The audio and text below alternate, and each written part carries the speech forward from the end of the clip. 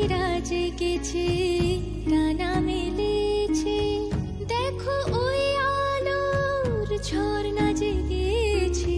জাগো গো মারুতি সোনারে, জাগো গো মারুতি সোনারে।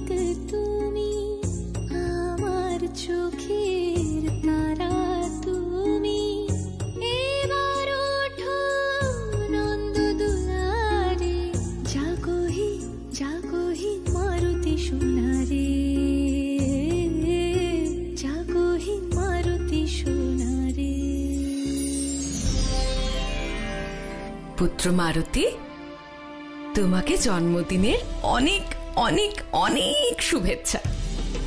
আজকের শুভ দিনে আমি মহাদেবের কাছে এটাই প্রার্থনা করব, যাতে তুমি কখনো আমার চোখের আড়াল না হও। তুমি জানো, আজকের এই বিশেষ দিনটাকে উপলক্ষ করে অনেক বড় পুজোর আয়োজন করা হয়েছে। আবার পুজো? হ্যাঁ, চলো চলো চলো, উঠো উঠো উঠো উঠো উঠো। এবার তাড়াতাড়ি স্নান করে ঝটপট তৈরি হয়ে নাও। মাতা, আমার পরিবর্তে আপনি করুন না পুজো। আরে, আমার মাতা করুন বা আমি করি, একই তো বিষয়। কিন্তু জন্মদিনটা কার, আমার নাকি তোমার? আমার আর আমার মাতার জন্মদিন একই দিনেই তো হয়। কিভাবে? তা এইভাবে, যেদিন আপনি আমায় জন্ম দিলেন সেই দিন আপনি আমার মাতা হলেন। তাহলে হলো তো মাতা আর পুত্রের জন্মদিন একই দিনে। এবার আমার ঘুম পাচ্ছে। মারুতি, কে শেখায় তোমাকে এই সমস্ত কথা? এসো এসো, উঠে পড়ো, অনেকক্ষণ ঘুমিয়েছো তুমি। কোথা মাতা, সারা রাত তো জেগেছিলাম। কেন? গোলু ভলু আমাকে বিরক্ত করছিল। কে এরা? গোলু মনু? মনু না, ভলু। ভলু? মাতা মাতা, ওই গাছটা দেখতে পাচ্ছেন? গোলু ভলু তাদের মাতা আর পিতার সাথে ওখানেই থাকে। গাছে? হ্যাঁ মাতা, গাছে। ওটাই ওদের গৃহ, যেমন আমাদের এটা। অর্থাৎ গোলু মনু পাখি? না মাতা, কাঠবিড়ালি আর আমার বন্ধু। আচ্ছা, সারা রাত ওরা চিচি চিচি করছিল। কেন? এর বাদাম ও খেয়ে নিয়েছে, সেই জন্য। এই কারণে ঘুমোতে পারিনি। এখন আমার ঘুম পাচ্ছে মাতা। মারুতি, এবার বন্ধ করো তোমার এসব নাটক, তাড়াতাড়ি তৈরি হয়ে নাও, যেতে হবে কিন্তু। তুমি জানো, আজকের বিশেষ পুজোর জন্য গুরুদেব মাতঙ্গ ঋষি নিজে আসছেন। পুজোর লগ্ন চলে যাবে, সেই জন্য তাড়াতাড়ি করা ভীষণ প্রয়োজন। সারাদিন পুজো? তাহলে আমি খেলতে যাব কখন? আজ আমার জন্মদিন, আজ আমায় বন্ধুদের সাথে খেলতে যেতে হবে। আর সারাদিন ধরে পুজো আমি করতে পারবো না মাতা। মারুতি, একটাই তো দিনের ব্যাপার। আর আজকে কিন্তু তুমি না এদিকে ওদিকে দৌড়বে, না হেঁটে বাইরে বেরোবে, বুঝেছো? হ্যাঁ মাতা। এবার যাও, স্নান কক্ষে তোমার নতুন কাপড় রাখা আছে, শীঘ্রই তৈরি হয়ে পুজোর জন্য প্রস্তুত হয়ে নাও। ঠিক আছে, আমি আসি, তুমি চলে এসো কিন্তু। সারাদিন ধরে পুজো কেন? যবে থেকে মারুতির জন্ম হয়েছে তবে থেকেই প্রকৃতির গতিতে কিছু একটা পরিবর্তন হয়েছে। প্রকৃতি আরো রঙিন হয়ে উঠেছে, আর মহাযোগী শিবের মুখেও হাসি ফুটেছে। যোগীর যোগ যদি কেউ নষ্ট করতে পারে তবে তা হলো লোভ। আমারও লোভ হয়েছে দেবী, মায়ের মমতার লোভ।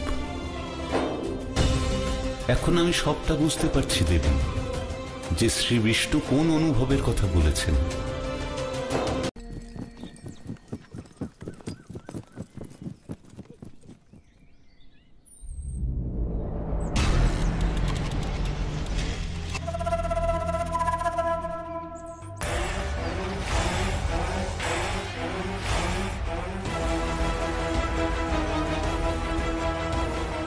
ও তাহলে এই সেই প্রাচীর যার ব্যাপারে জাম্বুবান কাকা বলছিলেন।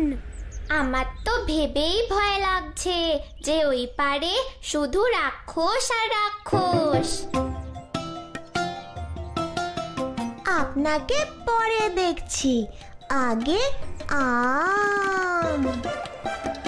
আমি শুনেছি যে এই রাক্ষসগুলো খুব ভয়ানক অত্যাচারী হয়। হ্যাঁ, ওরা সব সময় রেগে থাকে আর রক্ত দিয়ে স্নান করে। আরে সব হলো কাল্পনিক কথা। আমি তোমাদের বলছি, নিম গাছের ডালের মতো লম্বা হাত, এতটাই লম্বা যে সূর্যকেও ধরতে পারে, এমন চোখ যেন আগুন জ্বলছে, আর এই মোটা মোটা মূলোর মতো দাঁত, দেখলে না তোমার প্রাণ পাখি উড়ে যাবে। তুমি কোথায় দেখলে? চতুর্দশী মেলাতে মোড়ল মশাই গল্পটা শুনিয়েছিলেন।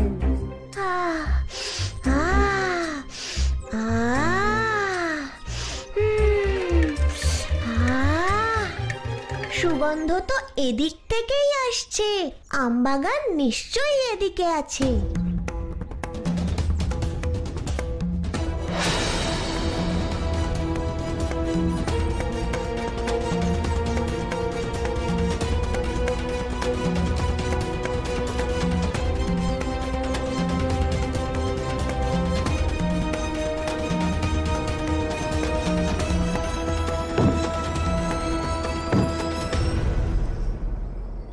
বন্ধু, তোমাকে তো ভরসাই করা যায় না। আমি শুনেছি অসুরদের যে রাজা রাক্ষস রাজ রাবণ, তার 10টা মাথা, তাই তাকে দশানন বলে। 10টা মাথা? হ্যাঁ। তাহলে তো দেখছি খুব সমস্যা। কোন মুখ দিয়ে খাবে, কোন মুখে কথা বলবে, কোন মুখে হাসবে, কিভাবে ঠিক করেন তাহলে? হ্যাঁ, 10খানা মাথা, যদি 10টা মাথার মধ্যে লড়াই লেগে যায় তাহলে?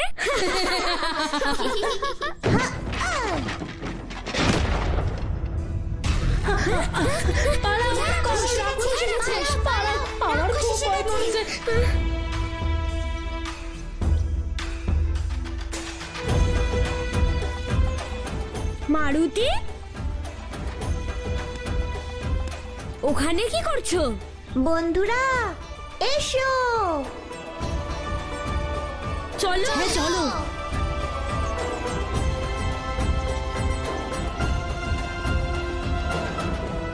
স্বামী, আমি আপনার এই লীলা দর্শন করার সুযোগ পেয়েছি, আর আমি এটুকু বলতে পারি যে আমি মারুতির এই বাল্য লীলা দেখে এত খুশি হয়েছি, মনে হচ্ছে যেন মারুতি এরকম ছোটই থাকুক।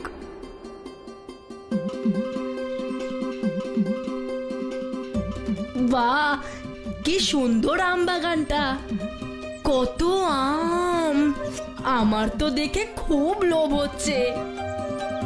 প্রত্যেক অবতারের এক মহৎ উদ্দেশ্য থাকে দেবী। যেমন দক্ষের অহংকারকে চূর্ণ করতে আমি বীরভদ্র অবতার হয়েছিলাম, আর তারপরে ভৈরব অবতারের উদ্দেশ্য ছিল এই বিশ্ব ব্রহ্মাণ্ডে ভালো আর মন্দের মধ্যে ভারসাম্য তৈরি করা।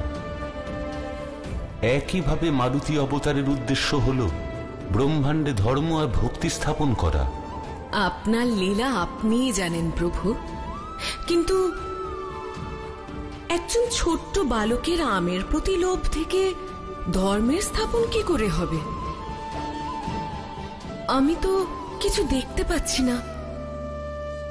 তোমার মতো মারুতিরও এমনটাই মনে হচ্ছে দেবী, যে ও এখানে কেবল আমের জন্যই এসেছে, কিন্তু ও এটা জানে না যে এই আমের বাগান সেই পথ যা ওকে এই অবতারের বাস্তব উদ্দেশ্যের দিকে নিয়ে যাবে।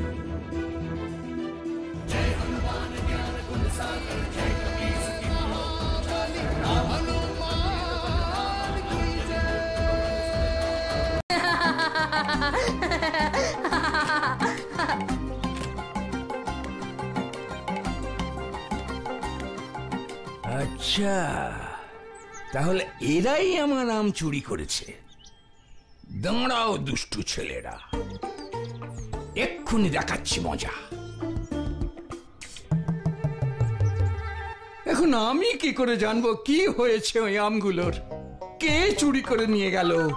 মালিক কাকা কার সাথে কথা বলছেন?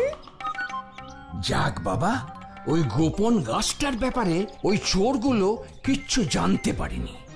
গাছ? গোপন গাছ? গোপন গাছ?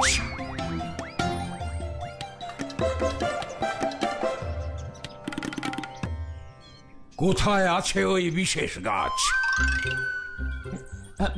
যদি ওই বানর আর রাক্ষসের মধ্যে সব ঠিক হয়ে যায় আর একটা প্রাচীর তুলে দেয়া হয়, দুর্ভাগ্যবশত আমরা প্রাচীরের এপারে রয়ে গেলাম আর আমাদের ওই গাছ প্রাচীরের ওপারে রয়ে গেল।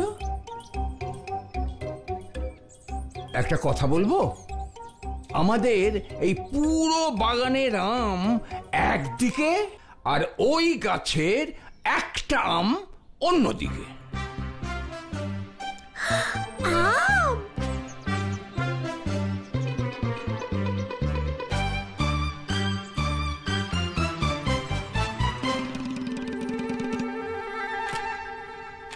আমার চাই সেই আম। অসম্ভব! প্রাচীর পার করে রাক্ষসদের সীমার মধ্যে যাবে স্বপ্নেও ভেবো না। তুমি একটু বেশি ভয় পাও বন্ধু। তুমি যাবে আম নিতে? আমি যাব, অবশ্যই যাব, কারণ যা আমি পারি তা তোমরা পারো না। তোমাদের জন্য ওখান থেকে আমি আনবো সেই আম।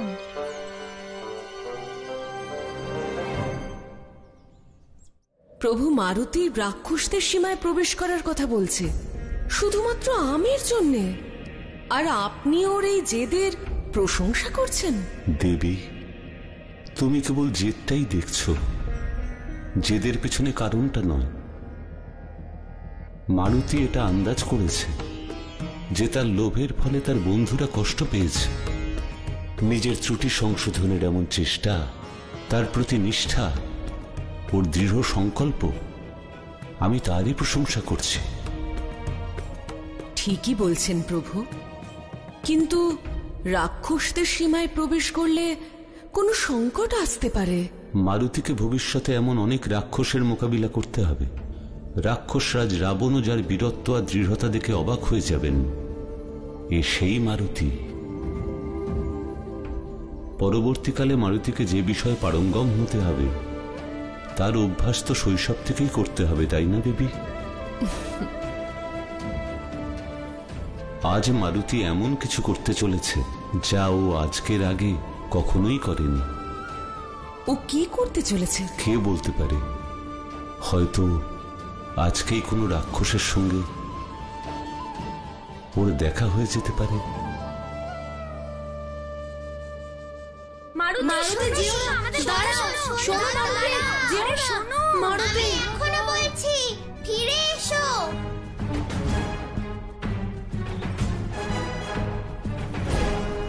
মারুতি, এখনো সময় আছে, ফিরে এসো। বললাম না তোমরা ওখানেই থাকো, আমি নিয়ে আসছি। মারুতি, আমার কথা শোনো।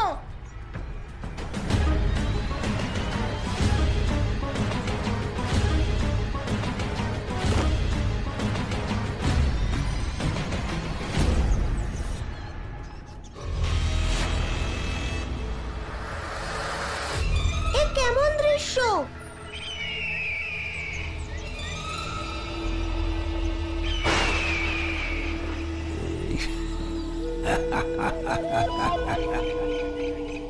মনে হচ্ছে আমরা ওকে এখানে এনে ভুল করে ফেলেছি। ভুল তো তোমরা অবশ্যই করেছো, মূর্খ কোথাকার। আমাদের বাগান থেকে আম চুরি করবি ভেবেছিলিস, তাই তো? মজা দেখো। মারুতি, আমাদের আবার খাওয়ার সময় দেখা হবে, কেমন?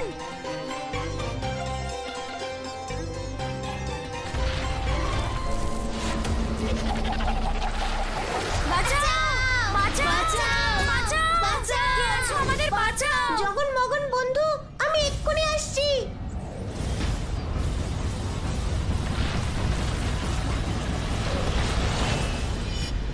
হ্যাঁ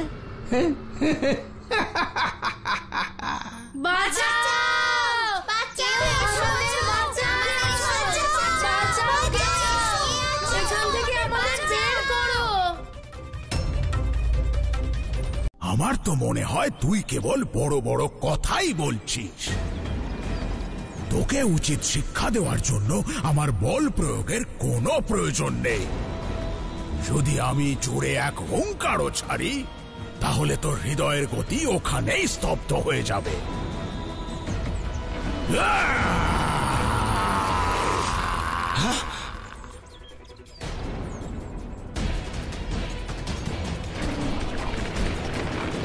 রাক্ষসের গর্জন?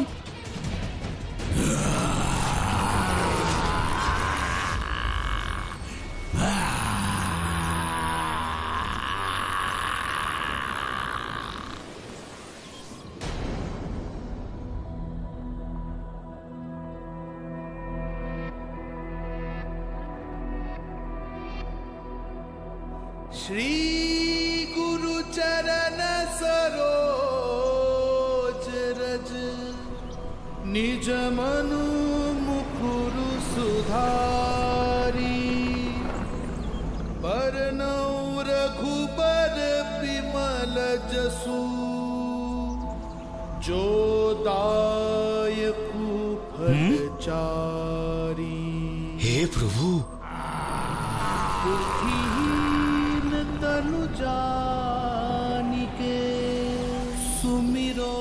এত বায়ুর তীব্রতায় মারুতি দৃঢ় কিভাবে রয়েছে? এ কেমন দৃশ্য আমি প্রত্যক্ষ করছি। আর এই মারুতি এমন ভাবে স্থির যেন বায়ুর এই তীব্রতা এখানে নেই।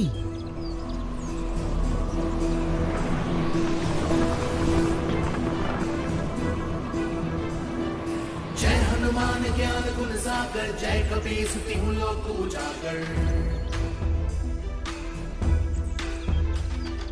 जय हनुमान ज्ञान गुण सागर, जय कबीर तिहु लोक उजागर। रामदूत अतुलित बल धामा, अंजनी पुत्र पवन सुत नामा। महावीर विक्रम बजरंगी, कुमति निवार सुमति के संगी। অসম্ভব, অবশ্যই এর পেছনে কোনো মায়াবী শক্তি আছে। আমার হুঙ্কারে তোর কিছু না হলেও আমার হাত দিয়ে আমি তোকে পিষে ফেলবো। सुमति के संगी, कंचन बरन विराज सुबेसा। कानन कुंडल कुंचित केसा। जय हनुमान ज्ञान गुण सागर, जय कबीर तिहु लोक उजागर। हाथ वज्र और ध्वजा विराजे, कांधे मूंज जनेऊ साजे। शंकर सुवन केसरी नंदन, तेज प्रताप महाजगवंदन।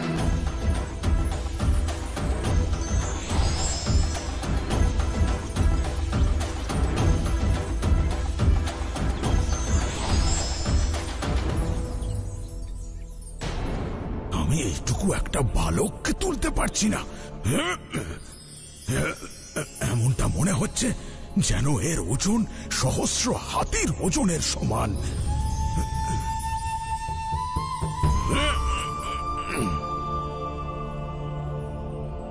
কি হলো শক্তিশালী রাক্ষস? তোলো আমায়, তুমি তো আমায় শেষ করতে চেয়েছিলে। না তুললে শেষ করবে কি করে? বলেছিলাম না আমি থাকতে আমার বন্ধুরা সংকটে পড়বে, এ সম্ভব নয়। এবার তোমাকে একটা ছোট্ট শিক্ষা দেব। অহংকার পতনের মূল, এটা সারা জীবন মনে রেখো। একজন শক্তিশালী রাক্ষসও এক শিশুর কাছে পরাজিত হতে পারে। তাই তোমাকে বলি, কখনো নিজের শক্তি নিয়ে অহংকার করো না। राम लखन सीता वन बसिया।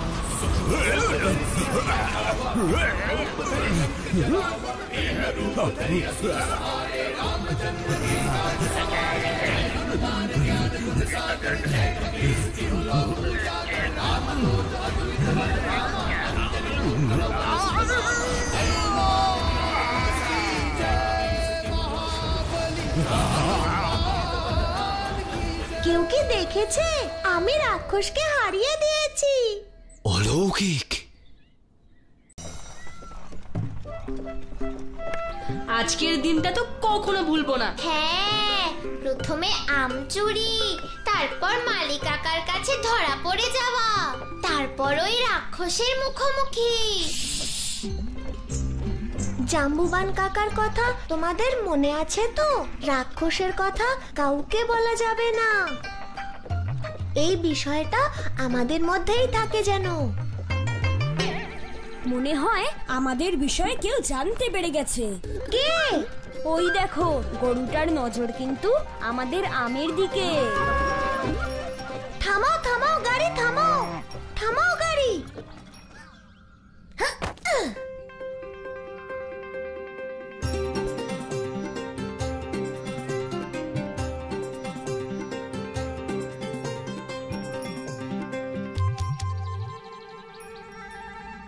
মারুতি, এটা তুমি কি করছো?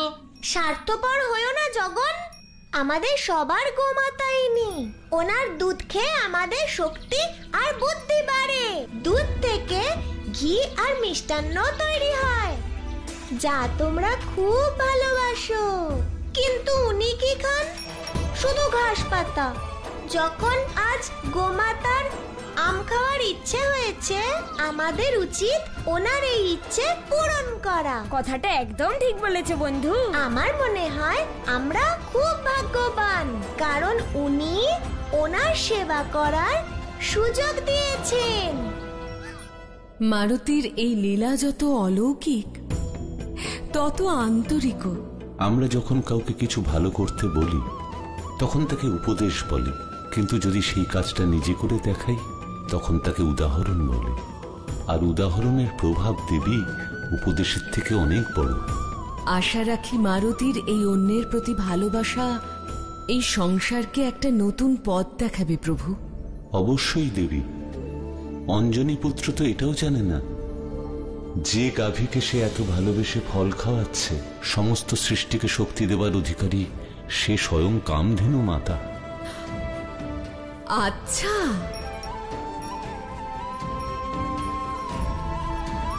কামধেনু মাতা আপনাকে চিনতে পেরেছেন প্রভু? আর উনি এখন আপনার হাত থেকে প্রসাদ খাওয়ার সুযোগ ছাড়বেন না।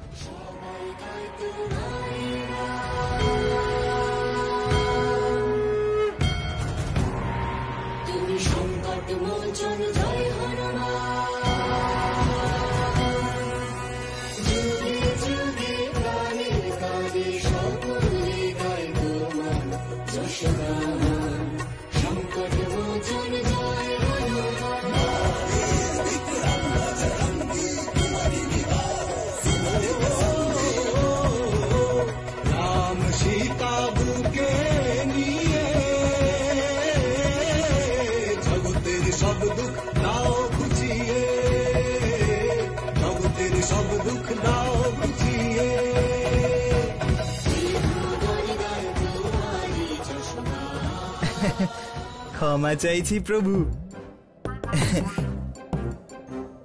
বলো ভৃঙ্গি। আমার নয়, নন্দীর আপনার কাছে কিছু নিবেদন ছিল। প্রভু, আসলে কথা হলো যে প্রভু, আমি এটা বলছিলাম যে। হ্যাঁ হ্যাঁ বলো নন্দী, ভয় পেও না, যা বলার বলো না।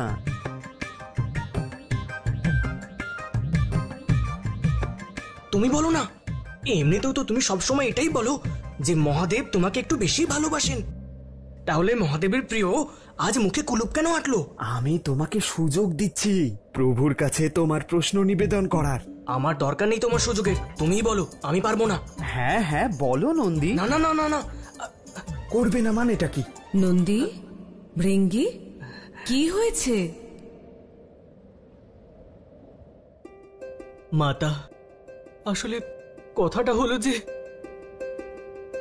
মাতা কামধেনুকে দেখে আমাদের মনেও একটা ইচ্ছে জেগেছে। প্রভুর অংশ মারুতির হাতের প্রসাদ গ্রহণ করার সৌভাগ্য কি আমরাও পেতে পারি?